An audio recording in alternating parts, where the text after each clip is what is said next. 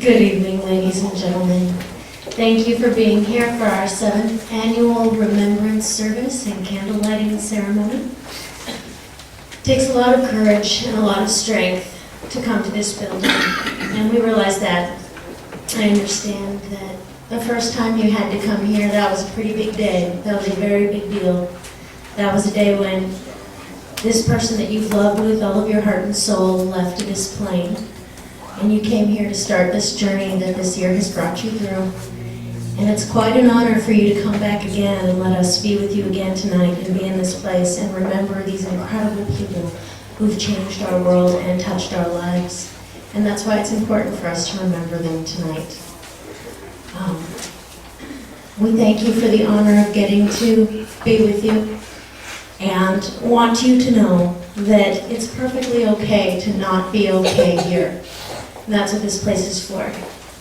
A lot of places you're going to have to go this year, you're going to have to force a smile, and you don't have to do that here, but if a smile comes naturally, that's perfectly okay too. And it would be an honor to have Jeremy Beaver, if you would come forward to open us in prayer.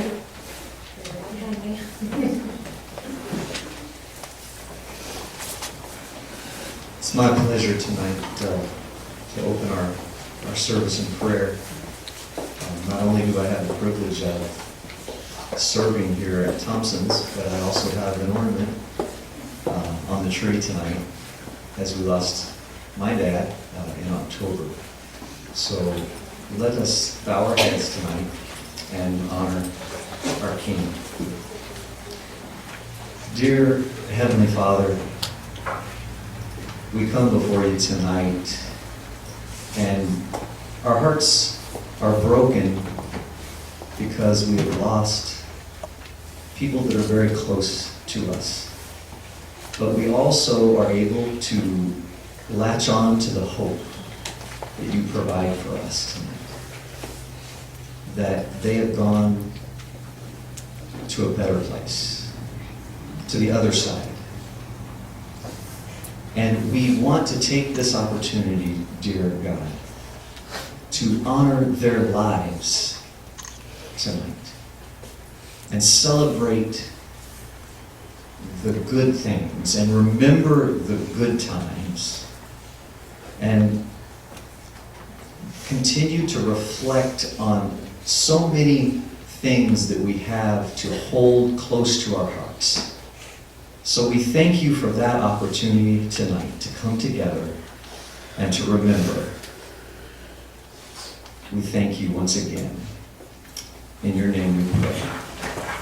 Amen. To get started this evening, I would like to introduce Sean, who he and his beautiful wife Cynthia in 2005 had a vision of having a funeral home that wasn't just a business, that was a ministry, and that was here to be here with you all. And we really appreciate the things that you are and that you allow us to be here for you. Sean?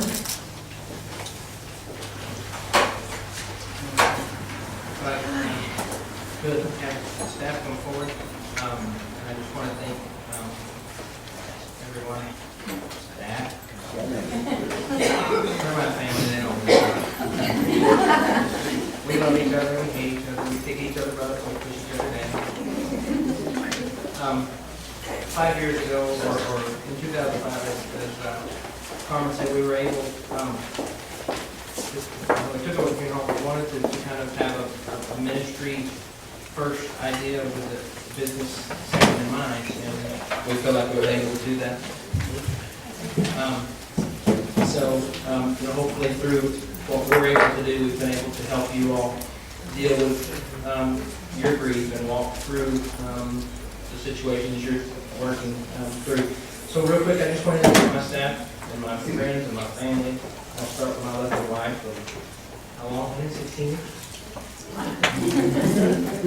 Cynthia Thompson, and Carmen, who Carmen came to us here at the funeral about 2 months after we took over and said, I want to be a funeral director, and here she is. She's wonderful. Clay McGuire, thank you, Clay. Ken Williams, Linda Thompson, Justin Moore, Ron Walkman, James Chance. We're waiting to see if I forget somebody. Jeremy Beaver. Joe Betts. I had to do that twice because I forgot somebody last time. And Carrie Cameron, she's our florist. Also, Virana Ragoni has played the harp for us for about 6 years now. She's wonderful.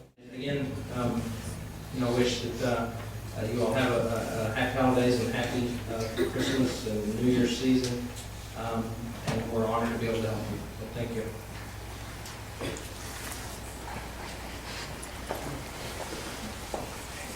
Thank you, everybody. Ken.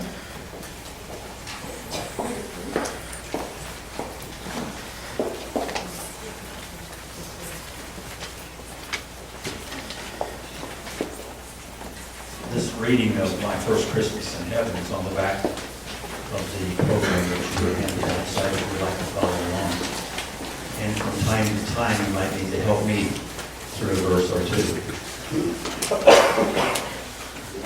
I see the countless Christmas trees around the world below, with tiny lights like heaven's stars reflecting on the snow. The sight is so spectacular, please wipe away that tear, for I am spending Christmas with Jesus Christ this year. I hear the many Christmas songs that people hold so dear, but the sound of music can't compare with the Christmas choir up here. I have no words to tell you the joy their voices bring, for it is beyond description to hear the angels sing. I know how much you miss me. I see the pain inside your heart, but I am not so far away. We really aren't apart. So be happy for me, dear ones. You know I hold you dear, and be glad I'm spending Christmas with Jesus Christ this year. I send you each a special gift from my heavenly home above.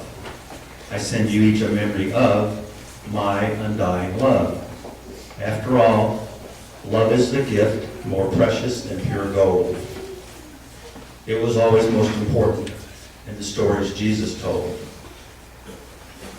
Please love and keep each other as my Father said to do, for I can't count the blessings or love He has for each of you.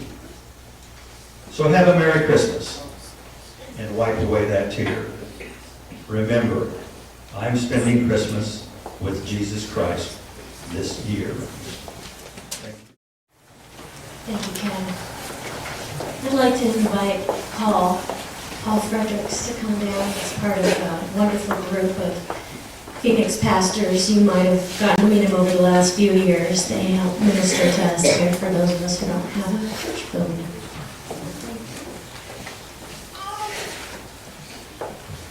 The prophet Isaiah writes these words, "Comfort, oh comfort my people. Speak kindly to Jerusalem, and call out to her that her warfare has ended." The word comfort, it's a simple 7-letter word. It's a word with numerous meanings. It can mean strengthening aid, consolation in time of trouble or worry, a feeling of relief or encouragement, or easing the grief or trouble of.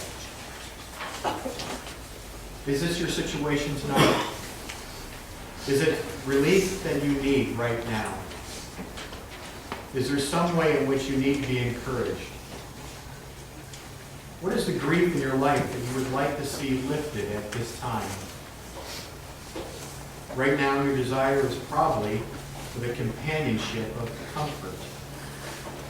Perhaps you're one of those who wonders if there's any comfort to be had. I just want to assure each and every one of you tonight that there is comfort. I don't know where each and every one of you are. Some of you are just days away, days past from your loved one. Some of you may be weeks or months. Some may be coming up on the anniversary. I was asked to speak tonight on the first year and the first of those during the first year. And I will get to that. I wanted just to give you, each and every one of you, some tools that could be helpful. Because when we go through grief, there's some stages that we all go through. Elizabeth Kubler-Ross wrote a great book on this. That was dealing more with the person who was facing their own mortality.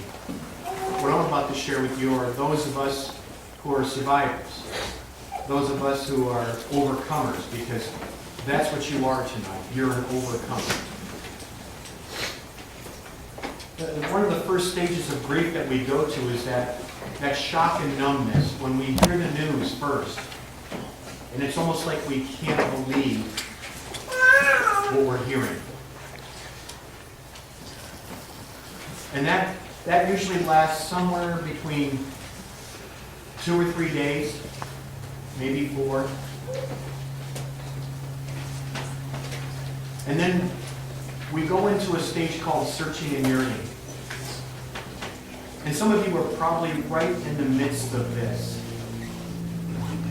You smell a cologne or hear a song, the way a decoration is in the malls. Maybe a car that goes by. Or a person that turns the corner right when you turn the corner to go down that grocery aisle, down at the far end. Someone turns and you go, that looks just like, oh no, it can't be.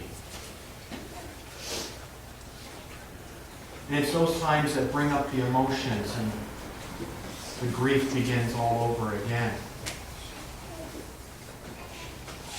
Searching and yearning lasts somewhere between, after the 3rd or 4th week following a death, to 3 or 4 months.